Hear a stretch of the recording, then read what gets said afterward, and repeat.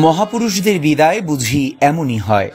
চারিদিকে লোকারণ্য আর নৃত্যের তালে চলছে বিদায় ক্ষণের মহা আয়োজন। ভদন্ত উ পায়াচারা মহাথেরো, যার ৬২ বছরের জীবনাবসান ঘটে মাস ৬ আগে।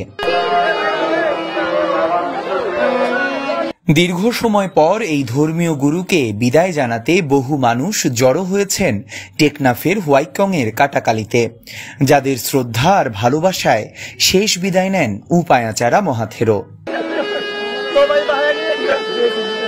শুক্রবার দিনভর নানা আয়োজন ছিল অন্ত্যেষ্টিক্রিয়া অনুষ্ঠানে। পাহাড়ের পাদদেশে জড়ো হওয়া উপাসক উপাসিকাদের পদচারণায় মুখর ছিল পুরো অনুষ্ঠান। ছিল ঐতিহ্যবাহী নৃত্য। ভক্তরা বলেন, ভদন্ত উ পায়াচারা মহাথেরো ছিলেন একজন মিষ্টভাষী, জ্ঞানী এবং সবার প্রিয় একজন মানুষ।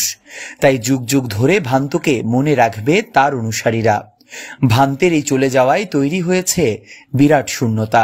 কক্সবাজার জেলার মাননীয় পুলিশ সুপার এখানে অনেক অক্লান্ত পরিশ্রম করে তাদের দায়িত্ব পালন করেছে।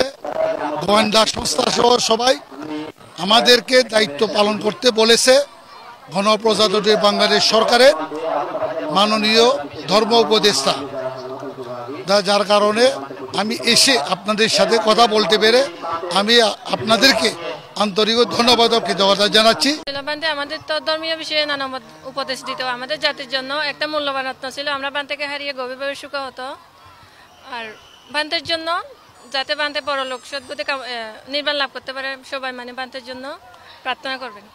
অনেক সরল, সচিত্রবান এবং ত্যাগীবান, অনেক শ্রদ্ধেয় বান্তে, যে শ্রদ্ধেয় বান্তে ধানশীল ভাবনা করে আজকে অনেক পুণ্যতি শব্দ চরিত্রবান হয়ে এই পুণ্যতি উপস্থিত হয়েছে।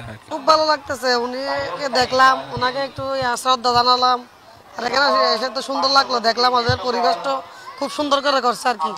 অন্ত্যেষ্টিক্রিয়ার শেষ দিনে উপস্থিত ছিলেন দেশের বিভিন্ন প্রান্ত থেকে আগত বৌদ্ধ ভিক্ষুরা, ছিলেন বৌদ্ধ ধর্মীয় কল্যাণ ট্রাস্টের ট্রাস্টিও। দেশের বিভিন্ন প্রান্ত থেকে আসা বৌদ্ধ ভিক্ষুরা দেন ধর্মীয় দেশনা।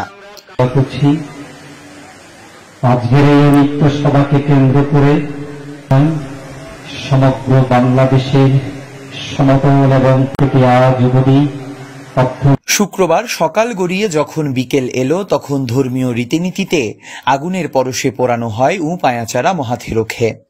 আশেপাশে থাকা উপাসক উপাসিকাদের চোখের কোণে জমে বিষাদের জল, আর পাহাড়ের পাদদেশে নেমে আসে শোকের ছায়া। News desk, TTN।